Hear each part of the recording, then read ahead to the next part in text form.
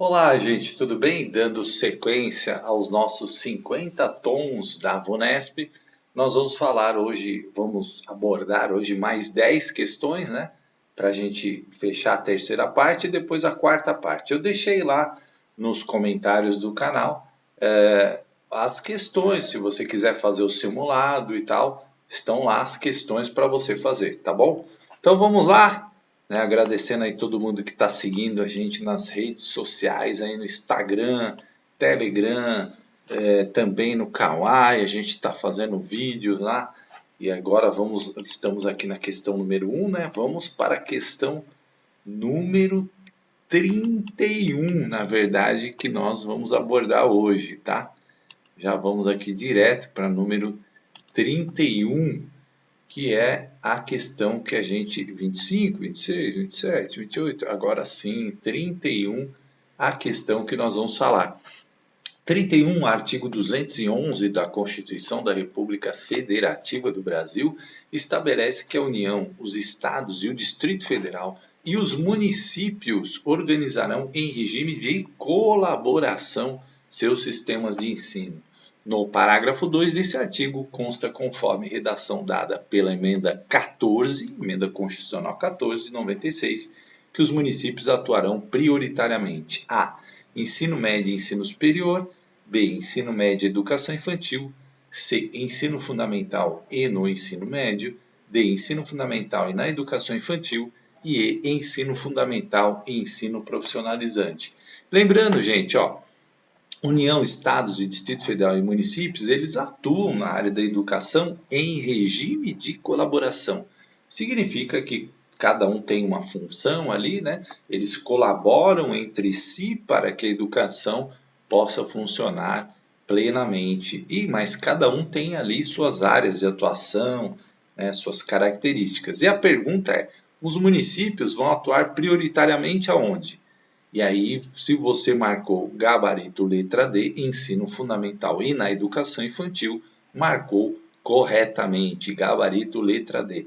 Aí você vai falar assim: professor, eu conheço município que tem faculdade, por exemplo, São Bernardo tem faculdade municipal. E aí não atua no ensino superior? Mas olha o que ele está falando, prioritariamente, não é proibido o município atuar no ensino superior.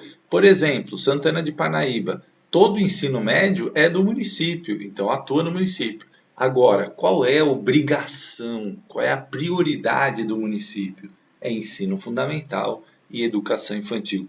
Nada impede que os municípios, atendendo essas duas áreas, né, gabarito D aqui, possa atuar em outras áreas também. Tá? Quando a gente fala de Estado, Estado é mais ensino médio, né? Ensino fundamental e ensino médio. Ensino fundamental os anos finais, tá? Mas o Estado também tem ali os anos iniciais, tá? Então, se fosse Estado aqui, seria ensino fundamental e ensino médio. O gabarito seria a letra C se fosse Estado, tá? Mas é município, então é gabarito letra D de dado, certo? 32, um autor que cai bastante na perspectiva da pedagogia crítico-social dos conteúdos, conforme Libânio, a principal contribuição da escola para a democratização da sociedade está. Veja, tema que cai bastante, fala sobre democratização, né? Aquele que eu falo, um dos DNAs da nossa educação, democracia, direitos humanos, respeito à diversidade, enfim. E aí diz ele aqui, A, na didática assentada na transmissão cultural, atribuindo um caráter dogmático aos conteúdos e métodos da educação. B, no caráter prático técnico do ensino, fornecendo aos estudantes as ferramentas necessárias para a sua ascensão social. C, na instrumentalização dos alunos para atendimento das necessidades de produtividade e de eficiência impostas pela globalização. E D, na difusão da escolarização para todos, colocando a formação cultural e científica nas mãos do povo como instrumento de luta para a sua emancipação. E E, na separação entre os aspectos material formal do ensino, ou seja, entre a valorização da transmissão dos conteúdos e o modo de sua aquisição. Gente, Aqui você tem que pensar naquela dica que eu dou do DNA, de pensar sempre a nossa educação como algo amplo, né? Algo que visa garantir o direito de mais pessoas, incluir todo mundo, com um propósito de transformação social. E aí quando você pega aqui, ó, na didática assentada na transmissão cultural, que é uma coisa já, uma palavra pesada para o nosso DNA da educação, atribuindo um caráter dogmático. O que é dogma? Aquilo que é difícil de mudar, né? Dogmas religiosos, por exemplo. Tá? Então, não é a característica da educação, né? Aqui quando fala caráter prático técnico, ó, como restringiu aqui, ó, a prática e a texinidade, ó, quase não sai agora, o caráter prático e técnico aqui, né? Então ficou muito limitado. E ainda falando de ascensão social, se fosse transformação social seria mais adequado. Instrumentalização, também é uma palavra mecânica, né? Instrumentalizar os alunos para atender as necessidades da globalização, também não legal. Agora, olha, D, na difusão da escolarização para todos, a amplitude aqui, ó, para todo mundo, colocando a formação cultural e científica nas mãos do povo, como instrumento de luta para a sua emancipação, cara aqui do pensador libano e de boa parte dos pensadores que caem no concurso gabarito de novo, letra D de dado. E aqui, ó, separação dos aspectos material e formal do ensino, já aqui também uma separação, valorização da transmissão dos conteúdos, ó, lembra muito pedagogia bancária, né, de transmitir conteúdo. Então, letra E não, gabarito letra D, gente, ó, dica da amplitude, pensa na amplitude das coisas, da educação. 33, Daniela Wade, uma autora que também a VUNESP gosta, em seu livro Educar Meninos e Meninas, Relações de Gênero na Escola, discorre sobre a distinção entre os termos escola mista. O que é a escola mista? Escola para meninas e meninos, né? E coeducação. A coeducação é o tema central da autora, que ela trabalha, que tem uma visão da educação de meninos e meninas aí, muito relacionado, que eu não posso falar agora aqui, senão eu dou alternativa, né? A coeducação. A autora defende que a escola mista é condição suficiente para a coeducação se desenvolver.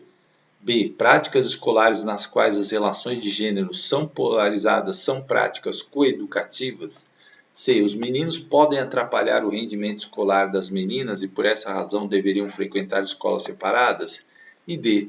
Feminino e masculino devem ser percebidos como elementos não necessariamente opostos ou essenciais. E E. A escola ser mista não é pré-requisito para a coeducação. Bom, em primeiro lugar, gente, o que a autora desse livro vai falar? Ela vai falar, tem um vídeo lá no meu canal, você pode ir lá assistir. Ela vai muito debater essa questão de não criar, né, diferenças ali entre meninos e meninas ou ideias fixas, como por exemplo, o azul é do menino, o rosa é da menina, né, fila de menino, fila de menina. Então ela vai questionar isso, brincadeiras de menino e brincadeiras de menina. Quando ela fala de coeducação, ela está falando de uma relação que é de igualdade entre homens e mulheres. E por que é importante esse conceito, gente? Para que a gente não tenha o que a gente assiste hoje. Homens querendo ser donos das mulheres, com violência, né? Muitas vezes maltratando as mulheres, muitas vezes discriminando as mulheres. E às vezes não só os homens, as próprias mulheres, né? Eu sempre falo assim, quando uma mulher quer xingar a outra, ela vai logo na sexualidade, né? Fala sua vaca, sua não sei o que, sua galinha. Então, são coisas que a gente tem que começar a prestar atenção, né? Por que essas ofensas no campo da sexualidade, né? Então, a gente muitas vezes já via, a mulher, aconteceu isso porque olha como a mulher se veste, como se a mulher não pudesse se vestir do jeito que ela acha. Né? É claro, gente, que isso vale. Quando a gente está falando de coeducação, nós estamos falando de criar relações iguais entre homens e mulheres. Né? Aí a gente fala da roupa. Existe roupa que não é adequada nem para o homem nem para a mulher, dependendo do ambiente. Né? Então, sabe? Mas não, as pessoas se fixam muito na ideia da mulher, né? Por quê? Porque é essa diferença que existe. Ah, tal emprego é para homem, não é para mulher. Isso não existe, né? E a coeducação quer combater isso, tá? E aí ela fala assim, a escola mista, ou seja, você ter meninos e meninas é condição suficiente para que essa coeducação se desenvolva? Não, né? Não. Você pode ter uma escola mista lá, onde essas relações, inclusive, são reforçadas, né? Relações de poder do homem sobre a mulher, enfim. O que não deve acontecer na coeducação. Práticas escolares nas quais as relações de gênero são polarizadas, é isso que a coeducação quer combater, né? Essa polarização. E justamente o contrário, né? Coeducativa é o respeito, independente de homem ou de mulher, é o respeito ao ser humano, à pessoa humana, né? Não pensando no sexo, ah, esse é um homem, essa é mulher, né? Os meninos podem atrapalhar o rendimento escolar das meninas, essa é absurda, né? Essa C aqui, né? Não tem nada a ver, joga fora ela.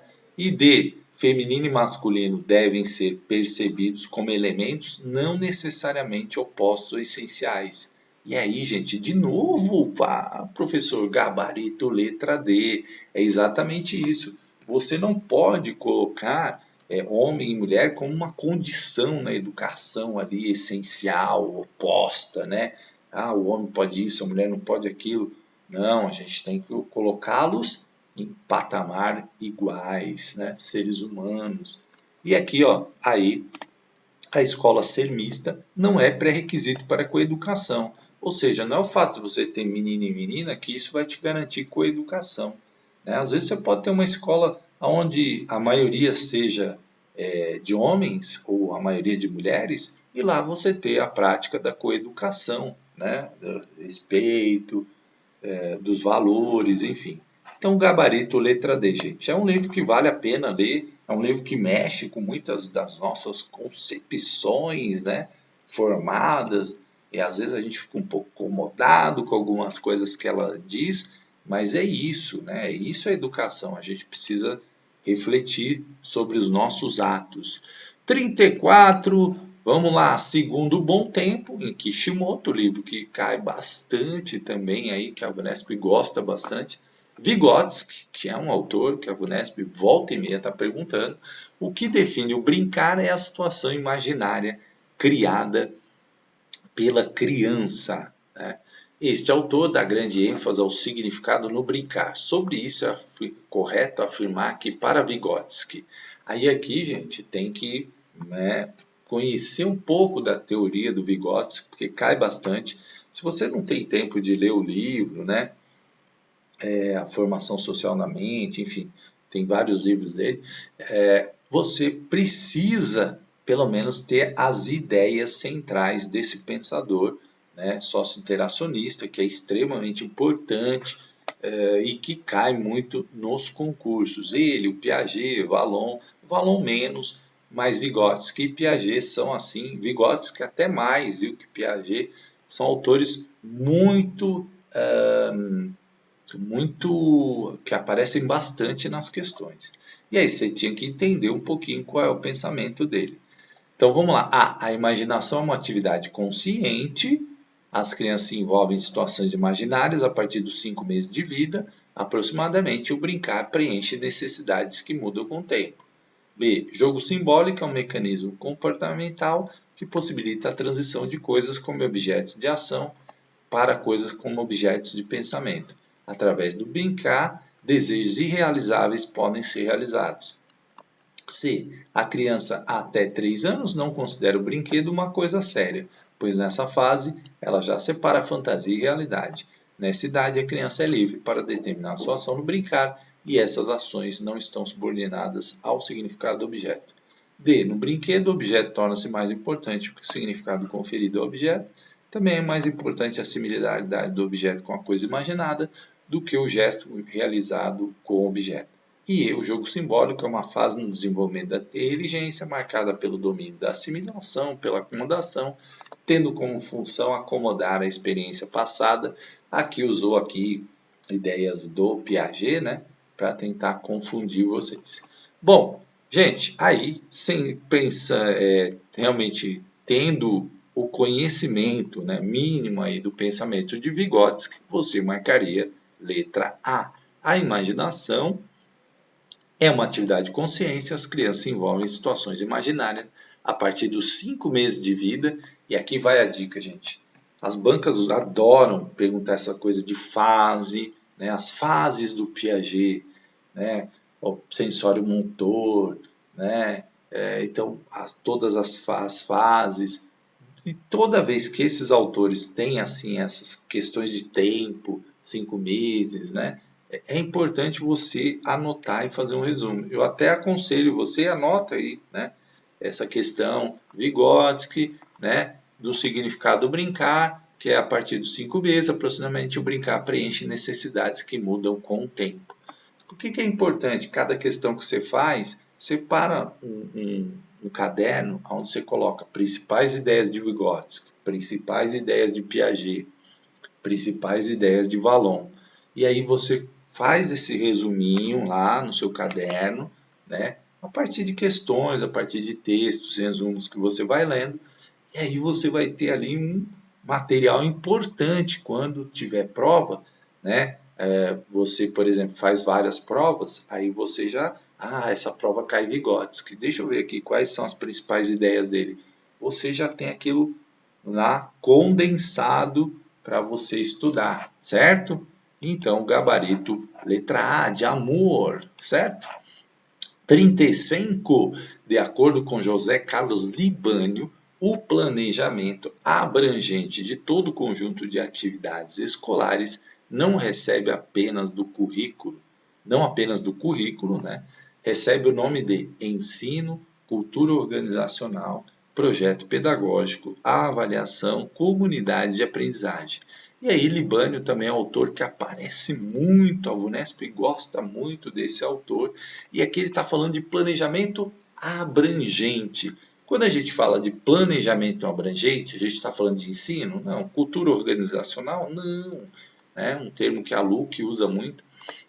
A avaliação? Também não. Comunidade de aprendizagem? Também não. Estamos falando do famoso projeto pedagógico, gabarito letra C. Então, outro autor que você vale a pena se destacar lá no seu caderno, José Carlos Libânio, principais ideias. E aí você coloca essas ideias para você ter ali, né? Sempre pensando na questão planejamento abrangente. Lembra? Projeto político-pedagógico, né? Projeto pedagógico das escolas, gabarito letra C, tá? Outra autora que despenca, a Vunesp é apaixonada por ela, né? De acordo com Jussara Hoffmann, autora do artigo A Avaliação Mediadora, tem no meu canal lá vídeo da Jussara também, que eu comento, falo da Jussara, então assista. Uma relação dialógica na construção do conhecimento, uma avaliação mediadora. Olha, pergunta também, é outra autora que vale lá um espaço no seu caderninho. O que é a avaliação mediadora para Jussara Hoffmann? A. Organiza-se através do modelo transmitir, verificar, registrar. B. É aquela em que professor e aluno buscam coordenar seus pontos de vista, trocando ideias, reorganizando-as. C. Fortalece pela prática do julgamento de resultados alcançados pelo aluno e definidos como ideais pelo professor. D. É um fenômeno com características reprodutivistas em que a prática vivida pelos estudantes nos cursos de formação docente passa a ser um modelo a ser seguido quando professor. E E. Tem uma visão de conhecimento positivista baseada numa concepção classificatória de avaliação. Então, gente, vamos lá, né? Avaliação mediadora. Se você não assistiu meus vídeos lá, tem uma avaliação, currículo e avaliação, tem da Jussara Hoffmann, vale a pena você entender o que é uma avaliação mediadora, que jamais pode ser o modelo transmitir, verificar e registrar, que é algo, né? Dou lá o conteúdo, verifico e registro, né? Mecânico. É isso que a avaliação mediadora tem um modelo totalmente diferente disso. É aquela em que professor e aluno buscam coordenar seus pontos de vista, trocando ideias, reorganizando-as. Opa, essa é muito legal, né? Então tem tudo a ver com a questão dialógica, ó, trocar ideias, né? Pontos de vista, reorganizar, muito bacana, está muito dentro aqui do que é uma avaliação mediadora. Vamos ver se confirma a letra B, né, o nosso gabarito. C. Fortalece pela prática de julgamento de resultados alcançados pelo aluno e definidos como ideais. Olha como centralizou na figura do professor. Então, tá fora, né? Porque não é dialógica, centralizou em um. E é um fenômeno com características reprodutivistas. O reprodutivista aqui não tem nada a ver com a mediadora, né? Em que a prática aqui já acabou, essa palavra derrubou totalmente. E aí tem uma visão de conhecimento positivista, né? Professor, o que é positivismo? Positivismo é uma corrente de pensamento, né, do Augusto Comte, um dos seus criadores aí, e que tem uma frase famosa, né, que todos nós conhecemos, que é ordem e progresso, que está na nossa bandeira nacional, inspirada aí nos pensadores positivistas, né, que é algo que também não tem nada a ver com a dialógica, mediadora, né? Por exemplo, a própria frase já diz ordem e progresso, ou seja, uma coisa, a ordem leva ao progresso. E se você aprofundar nos seus estudos, você vai ver que nem sempre a ordem que está estabelecida leva ao progresso. Vou dar um exemplo aqui para vocês, né? Já foi ordem ter escravos, né? A sociedade normal lá tinha escravos, e isso era a ordem da época, e isso não tem nada a ver com progresso, né? Escravizar um outro ser humano, né? Então, sabe, a ordem às vezes vigente não é a ideal, não é aquela que valoriza o ser humano, respeita a diversidade, enfim, tá?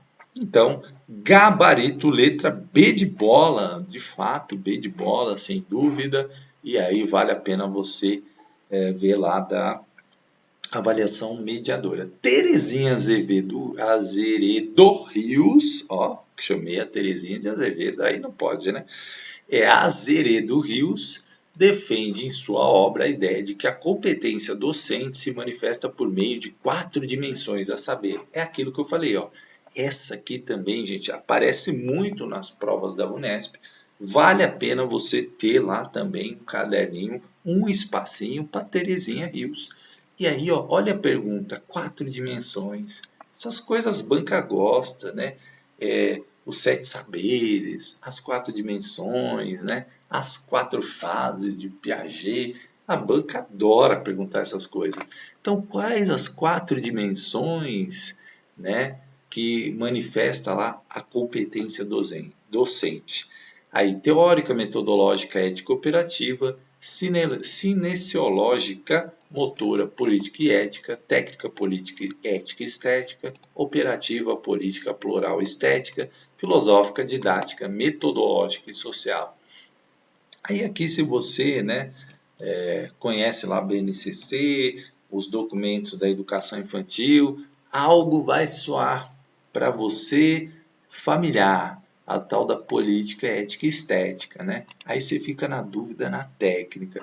Mas aí, se você conhecer a obra dela, você vai saber que é gabarito letra C, técnica, política, ética e estética, as 4 dimensões. Olha aí, tá vendo? Anota aí para você não esquecer. Número 38, o trabalho como tematização da prática é uma estratégia importante de desenvolvimento profissional. De acordo com Thelma, eu sempre fico na dúvida como pronunciar esse sobrenome dela. Se é Weiss, se é Eis, né? Mas eu acho que lê Weiss, né? Uma coisa assim, não sei pronunciar isso. Eu preciso aprender, ver alguém que pronuncia bonito isso para eu copiar. Autora de O Diálogo entre Ensino e Aprendizagem, tal estratégia possibilita ao docente. Aqui, gente, essa autora despenca também, a VUNESP adora. Olha, quase toda a prova da VUNESP está no edital, né? Sempre aparece nos editais e quase sempre com uma questão na prova. E essa pergunta aqui, ó, o diálogo entre ensino e aprendizagem possibilita ao docente o quê? A transmitir o mais claramente possível o que deseja de seus alunos aprendam. B. Aprender a aplicar as novidades em matérias de técnicas de ensino. C. Compensar as deficiências de sua formação inicial. D. Fortalecer a dicotomia certo ou errado que costuma marcar a prática docente. E E. Olhar para a prática de sala de aula como objeto sobre o qual se pode pensar. Gente, aí você, professor, não conseguir nem ver um resuminho da Thelma sobre diálogo entre ensino e aprendizagem. Não tem a mínima ideia. O que você faz? Pensa na amplitude, que os autores estão sempre pensando, né? E vendo a educação como algo amplo, algo que você está sempre buscando aprender, algo que você para refletir. Aí você pensa assim, aqui transmissão de conhecimento, que é uma coisa, né, que eu já falei, educação bancária, só o transmitir, não tem nada a ver com o nosso DNA da maioria dos autores. Aprender técnicas, também limitou aqui, né, técnicas. Compensar as deficiências, né, também limitou. Fortalecer a dicotomia certo ou errado. Não, né? Fortalecer essa dicotomia de maneira nenhuma. Agora, olha aí que bonita. Olhar para a prática da sala de aula como um objeto sobre o qual se pode pensar. Olha que coisa mais ampla, né? Uma visão, né?